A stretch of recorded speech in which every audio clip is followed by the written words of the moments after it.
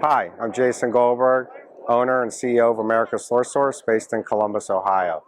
The biggest mistake that I've made in business, and I've made a lot of them, if I had to go back to the biggest one, it occurred in the early 2000s when I was having a tremendous amount of success after we had first opened, 4 or 5 years of success. I was buying a new building and we were getting much bigger. So all of a sudden I decided that it would be a really good idea to get into remodeling. 3 years later and $1 million lost, I realized what a huge mistake that was, and I closed that business. But the important part of the mistake is figuring out why it was a mistake. Just because you're successful at one thing doesn't mean you're going to be successful at whatever you want to do. It was actually pretty arrogant to think that I could just go into another business with no experience and be really successful at it. So I learned a lot from that mistake, aside from losing the money, but the takeaway is to make sure you know what you're getting into before you get into it. Have that understanding so you can make intelligent decisions before you lose money so you can rather make money. Howdy, I'm Paul Lucia with Built with Foam down here in Houston, Texas. Before I got into the foam side of the business, I was a tile installer for 40 years. And one of the mistakes I made repeatedly was investing in a piece of expensive equipment that I didn't research enough and I thought I would put to great use, and turns out it just collected dust in the garage. My favorite one was buying a Romani Bulldog machine. They're great, they're a lot of fun, but they're expensive, and it did just that. It sat in the corner of the garage until I could sell it to somebody else, and it sits in the corner of his garage. So we try not to buy tools when we don't have to, but you know, who can resist buying more tools? It's just fun. Hi, I'm Shannon Vogel, the owner of Reach Social, and the biggest mistake I would say that I've made in business is trying to please and help everybody. At some point, I had to realize that it's better for the client and better for me if we're not a good fit to acknowledge that up front and not go down a road if it doesn't feel good in my gut right out of the gate. So I'd say that would be my biggest mistake and what I learned from it. Hi, my name is Denny Sherman. Formerly owned Meg's Installations for 25 years, an installation house. I'm now with Wolf Tools. The question that I was asked is, what was my biggest mistake in business? I'd probably say it was when I first started hiring installers off the street. It took me a minute to figure out that education is actually everything, and that's when I got involved with CFI and NFIC, because installers' knowledge is not what their fathers, their uncle, their grandparents taught them. It's actually getting in there, understanding all the rules, the different manufacturers, the instructions. Every instruction is different for different manufacturers, and you have to read it. That was probably one of my biggest mistakes. Today I know, read the directions. That's what I teach my installers. Read the directions. Very important. Education is knowledge. Knowledge is success. And that's where we go to, if we want to be successful, get education. Hey guys, I'm Sarah Williams with IQ Power Tools. So the biggest mistake I think I've made at my job here is typos. Notorious for some boo-boos on my artwork. Misspelled porcelain on the back of our porcelain blade when we first released it. And what I learned is to make sure that you double check your work 3 or 4 times, and to definitely maybe bring some friends in, somebody outside of what you're doing every day to help you guys look for the mistakes. But I learned, and now porcelain is corrected and all my spelling is a lot better. Hi, my name's John Namba. So I'm here with Kyle, and he's asked me what was one of the biggest mistakes I've ever made. So, you know, thinking back in all the years that we've been in business, there's a lot of mistakes out there. But one thing I think I would tell anyone coming into the business right now is, if you're from the flooring side of the industry, get an accountant. I think that's probably one of the most important things to know, is the business side of the install. You know, guys and gals are great at installation, but it's having that business sense that's going to make you succeed. And if you don't have that business sense, get an accountant. And I think had I started with an accountant right off the bat, rather than trying to go all day installing, coming home, handling the books, having a whole pocket full of receipts every week, and at the end of the month, trying to put all that together, you know what? Have someone who's good at handling the books. It may cost a little bit of money, but that's probably the one piece of advice I would give that was one of the most challenging things when I first started, is trying to do it all it's too much. It's too overwhelming. If you're great at the business side, good. But if you're great at the hands-on side, stay strong on the hands-on side and bring in someone who's good on the business side. That's my piece of advice. How you doing, everyone? Jose Gonzalez, Preferred Flooring out of Grand Rapids, Michigan. And I think the biggest mistake that I've ever made in business was maybe not listening to the ideas of the people working alongside me, the people working with me. What I've learned is that you can learn something from everyone. They don't have to have a business mindset. They just have to be on your team. They have to have your same vision. They have to exude the values and the culture that you do. And their ideas, whether it's accepted or not, are still great ideas that help you build and move forward.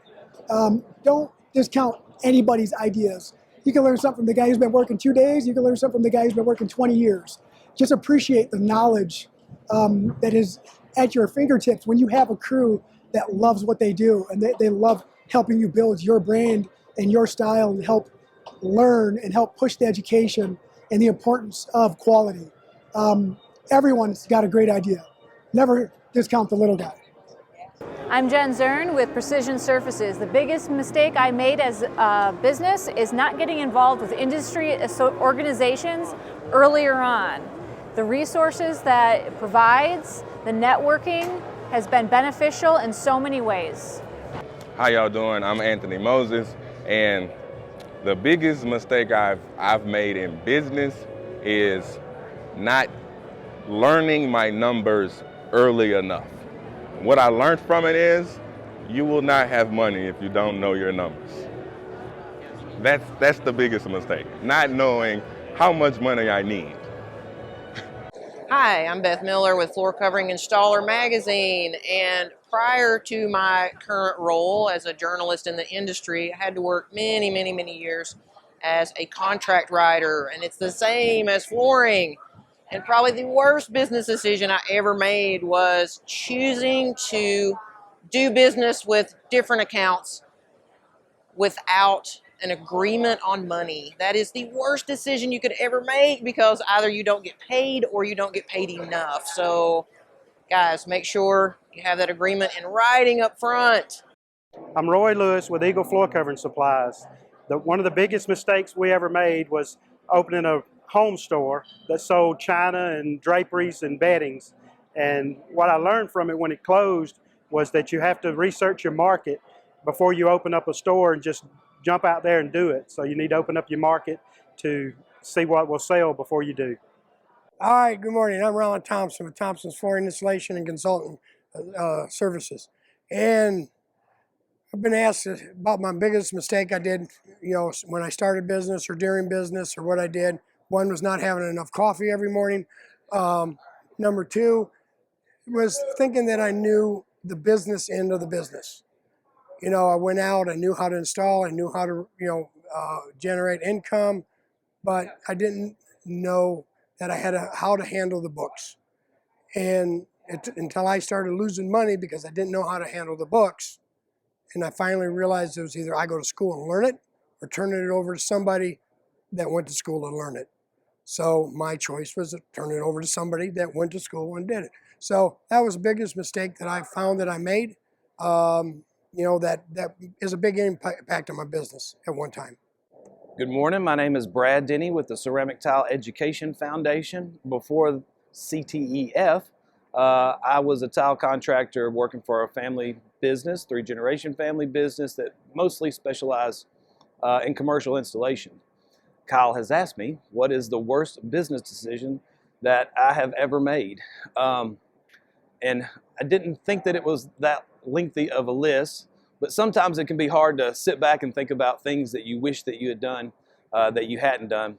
But one that comes to mind is the fact that, and it's happened more than once, but you get into a situation where you're on a project and you have a good rapport with the client or the contractor, and you might think, you know what, this is one where I could probably not do a contract or not get this language in there or not protect myself in some ways. And anytime that we've done that and we've rested on our laurels, it's come back to bite us. And so one thing that I've learned in business is it's always best to spell things out. It's always best to try to cover all your bases. Don't leave anything up in the air that is assumed. Make sure that you get things covered in contract language. I'm Jason McDaniel with Stoneman Construction, Portland, Oregon, CTI number 1273. So what's up? Were you gonna ask me a question, or do I already know the answer? Yeah. So what's the worst business decision I've ever made? You know, I made a lot of bad business decisions, right? Some of them I can't talk about on camera because Sarah says not to. But probably the worst one that I've ever made would be not paying my taxes, you know, for the first 3 or 4 years of business. You know, I'm totally fine with talking about that openly because that's just, it's life, and you make decisions. Sometimes they're good, sometimes they're bad. And I am still, let's just say I'm still paying for that particular decision. Taxes are probably one of the most difficult things as being a small business owner. So yeah, man, that probably is up there on the list. Yeah, I'm George Luker with Gunlack, and I think the worst decision I ever made was telling a new boss exactly what I knew was going to happen, and didn't like that. Didn't like it at all. Therefore, I was rapidly let go.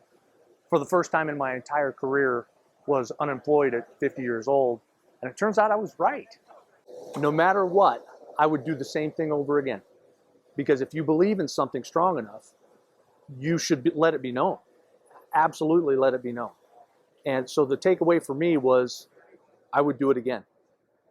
Hi, I'm Sonny Callahan with Divergent Adhesives, and the worst business decision I've ever made was starting out the company and not having my back office in line, right? I went a couple of months, tried to do everything myself, quickly realized that you need to have the right people doing the right job. And in our case, it was finance company, accounting people, making sure that everything behind the counter was correct so we could go out and offer products.